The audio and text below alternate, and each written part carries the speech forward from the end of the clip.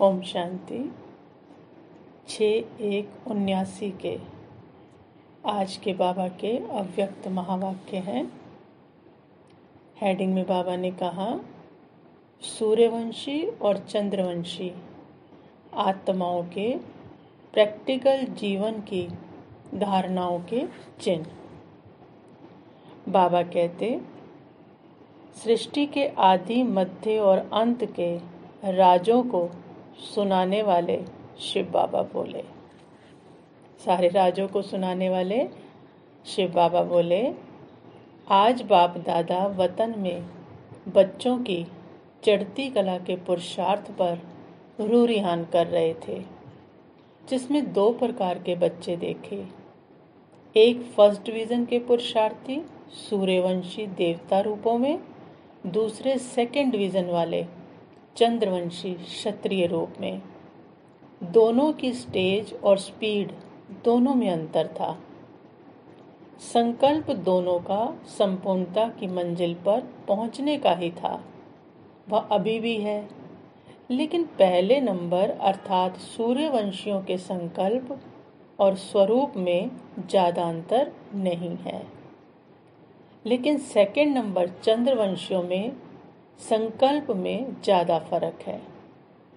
संकल्प और स्वरूप 100% पावरफुल और स्वरूप कभी 75%, कभी 50%, इतना अंतर है। संकल्प तो है बाबा कहते, लेकिन स्वरूप कितना रहता है, कभी 75 और कभी 50। चंद्रवंशियों के लिए बाबा कह रहे, सूर्यवंशी सदा मास्टर ज्ञान सूर्य अर्थात पावरफुल स्टेज बीज रूप में रहते अथवा सेकंड स्टेज अव्यक्त फरिश्ते में ज़्यादा समय स्थित रहते। सूर्यवंशी बीज रूप स्थिति में और जो चंद्रवंशी बाबा कहते सेकंड स्टेज अव्यक्त फरिश्ते में ज़्यादा समय स्थित रहते। चंद्रवंशी ज्ञान सूर्य समान बीज रूप स्टेज में कम ठहर सकते, लेकिन फरिश्ते स्वरूप में और अनेक प्रकार के माया के विघ्नों से युद्ध कर विजयी बनने की स्टेज में ज़्यादा रहते हैं। युद्ध भी करते हैं और जीतते हैं, इस स्टेज में रहते हैं। और जो सूर्यवंशी है वो बीज रूप स्थिति में ज़्यादा रहते हैं। कभी व्यर्थ संकल्प के रूप में, कभी समस्या के रूप में माया से विजयी बनने की मेहनत में ज़्यादा समय रहते हैं। 1 घंटे की मेहनत से आधा घंटा या 15 मिनट सफलता का अनुभव करते हैं। इसलिए पुरुषार्थ की मेहनत करते करते कभी थक भी जाते हैं, कभी चल पड़ते हैं, कभी दौड़ लगाते हैं और कभी दौड़ लगाने वालों को देखकर दौड़ना चाहते हैं, लेकिन दौड़ नहीं सकते हैं। बाप के हर गुण के अनुभव करने में अधूरी स्टेज पर पहुंचते अर्थात 50-50 अवस्था रहती है। जैसे वर्णन करेंगे, बाप सुख का सागर है, मैं सुख स्वरूप हूँ, लेकिन सदा सुख की अनुभूति नहीं होगी। संपूर्ण सुख का अनुभव कभी होगा, कभी नहीं होगा। जैसे चंद्रमा की कलाएं बढ़ती और घटती रहती हैं ना, वैसे चंद्रवंशी कभी बहुत उमंग उत्साह में संपूर्ण स्टेज का अनुभव करेंगे और कभी स्वयं को संपूर्णता से बहुत दूर अनुभव करेंगे और कभी साथ लेने के लिए याद की स्टेज से फरियाद की स्टेज में आ जाएंगे। तो चंद्रवंशियों के लिए बाबा ऐसे बता रहे कि क्या उनकी स्टेज है।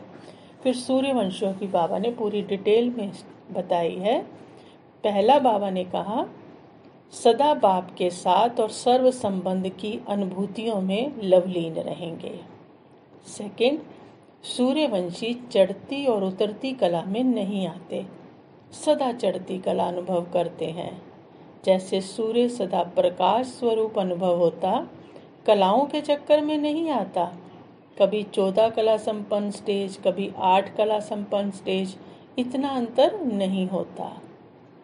फिर बाबा थर्ड कहते, सूर्यवंशियों के आगे माया बादल की तरह सामने आती जरूर है, लेकिन बादल आता और चला जाता है।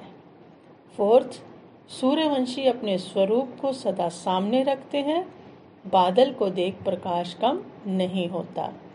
सदा अपने बाप के गुणों में साकार रूप में अनुभवी होते और औरों के आगे भी प्रत्यक्ष होते हैं। 5 बाबा ने बोला, सूर्यवंशी सदा बेहद के सेवाद्वारी स्वयं को लाइट हाउस माइट हाउस अनुभव करते हैं। 6 सूर्यवंशी का हर कदम साकार ब्रह्मा बाप के कर्म रूपी कदम के पीछे कदम उठाने वाले होते, अर्थात कर्म और पुरुषार्थ की गति में साकार ब्रह्मा बाप समान होंगे। 7 सूर्यवंशियों का पहला कदम फॉलो फादर का होगा। मन बुद्धि और साकार में सदा बाप के आगे समर्पण होंगे। जैसे ब्रह्मा बाप की विशेषता देखी, इसी महात्याग से महान भाग्य मिला। नंबर 1 संपूर्ण फरिश्ता रूप और नंबर 1 विश्व महाराजन बना। ऐसे सूर्यवंशी भी महान त्यागी व सर्वस्व त्यागी होगी। सर्वस्व त्यागी का अर्थ ही है कि संस्कार रूप में भी विकारों के वंश का त्याग। ऐसे सर्वस्व त्यागी फॉलो फादर करने वाले वर्तमान फरिश्ता स्वरूप और भविष्य में नंबर 1 विश्व महाराजन बनते हैं। 8 सूर्यवंशी सदा निश्चय बुद्धि का प्रत्यक्ष स्वरूप, सदा निश्चिंत और सदा स्वयं को कल्प कल्प के निश्चिंत विजयी अनुभव करेंगे कि हम निश्चित विजयी हैं ही। 9 सूर्यवंशी सदा विश्व कल्याण की जिम्मेवारी को निभाते हुए जितनी बड़ी जिम्मेवारी उतना ही डबल लाइट रूप होंगे। जिम्मेवारी से घबराएंगे नहीं, बल्कि जिम्मेवारी बढ़ेगी तो वो और हल्के होंगे। 10 सूर्यवंशी अपनी वृत्ति और वाइब्रेशन की किरणों द्वारा अनेक आत्माओं को स्वस्थ अर्थात स्वस्मृति में स्थित करने का अनुभव कराएंगे। 11 सूर्यवंशी सदा अपने प्राप्त हुए सर्व खजानों का स्वार्थ अर्थात स्व अर्थ नहीं, लेकिन सर्व प्रति महादानी और वरदानी होते हैं। 12 बाबा ने कहा, सूर्यवंशी की विशेष 2 निशानियां अनुभव होंगी। एक तो सदा निर्वाण स्थिति वाणी से परे, एक तो सदा निर्वाण स्थिति में स्थित हो वाणी में आना, दूसरा सदा स्थिति में स्वमान बोल और कर्म में निर्माण अर्थात निर्वाण और निर्माण 2 निशानियां अनुभव होंगी। एक तो मान शान से परे होंगे, दूसरा वाणी से परे होंगे। वाणी में भी आएंगे तो स्थिति कौन सी होगी? वाणी से परे होगी। तो ये 2 निशानियां उनमें अनुभव होंगी। ऐसे ही चंद्रवंशी की सब बातें कब कैसी और 50-50 होंगी। कब सो के मन के समान चमकेगा, कभी अपनी कमजोरियों की माला बाप के आगे बार बार सिमरन करेगा। कभी समर्थ, कभी व्यर्थ, कभी महान, कभी साधारण, कभी अपने को अथॉरिटी अर्थात महावीर अनुभव करेंगे, कभी कहेंगे सहारा मिले, सहयोग मिले तो आगे बढ़े। ऐसे लंगड़ाते हुए चलने वाले अनुभव करेंगे। बाबा ने सूर्यवंशियों की देखो कितनी विशेषता बताई, उसके मुकाबले चंद्रवंशी की भी बता रहे हैं। तो बाबा कहते हैं, अभी अपने आप से पूछो कि कहाँ तक पहुँचा हूँ। सूर्यवंशी हूँ, वह चंद्रवंशी की स्टेज को पार कर सूर्यवंशी की बाउंड्री तक पहुँचे हैं। वह चंद्रवंशी में ही हैं अभी। बाउंड्री तक पहुँचने वाले कब सूर्यवंश की स्टेज में जंप लगाते, कभी चंद्रवंशी में रहते। अब आप कहाँ हो ये चेक करो। बाबा ने निशानियाँ सारी बता दी, किसी को नहीं कहा कि तुम सूर्यवंशी में हो या चंद्रवंशी में।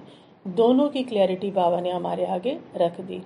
अब हमें एक एक बात को सामने रखते हुए बाबा क्या कहते हैं, अब खुद चेक करो कि आप कहाँ पे हो। बाउंड्री पार कर अब सूर्यवंशी बनो, इधर से उधर, उधर से इधर नहीं, कभी सूर्यवंशी अवस्था तो कभी चंद्रवंशी। अब बाबा क्या कहते हैं, बच्चे बाउंड्री पार कर अब सूर्यवंशी बनो। समझा अब क्या करना है? ऐसे बाबा ने हम सबको समझाया। अब हमें पूरी अपनी गहरी रीति चेकिंग करनी है, ताकि अगर कोई गुण नहीं भी है सूर्यवंशी का, तो हम अपने पुरुषार्थ को पूरा कर उस तरफ चले जाएं जो बाबा चाहते हैं। अच्छा, ओम शांति। ओम शांति। 6/1/79 के अव्यक्त महावाक्य, उसका सेकंड पार्ट। बाबा ने कहा, बीज रूप स्थिति द्वारा सारे विश्व की सेवा। बीज रूप स्टेज सबसे पावरफुल स्टेज है। उसके बाद सब नंबरवार स्टेज हैं। यहाँ स्टेज लाइट हाउस का कार्य करती है। सारे विश्व में लाइट फैलाने के निमित्त बनते हैं। ये स्टेज अगर बन जाती तो बाबा कहते वो खुद ही लाइट हाउस का कार्य करती और हम लाइट फैलाने के निमित्त बनते हैं। कैसे? जैसे बीज द्वारा स्वतः ही सारे वृक्ष को पानी मिल जाता है, ऐसे जब बीज रूप स्टेज पर स्थित रहते तो ऑटोमेटिकली विश्व को लाइट का पानी मिलता रहता। जैसे लाइट हाउस एक स्थान पर होते हुए चारों ओर अपनी लाइट फैलाते हैं, ऐसे लाइट हाउस बन विश्व कल्याणकारी बन विश्व तक अपनी लाइट फैलाने के लिए पावरफुल स्टेज चाहिए। जैसे स्थूल लाइट का बल्ब तेज पावर वाला नहीं होगा तो चारों ओर लाइट नहीं फैल सकती, 0 पावर हद तक रहेगी। तो अब लाइट हाउस बनो, ना कि बल्ब।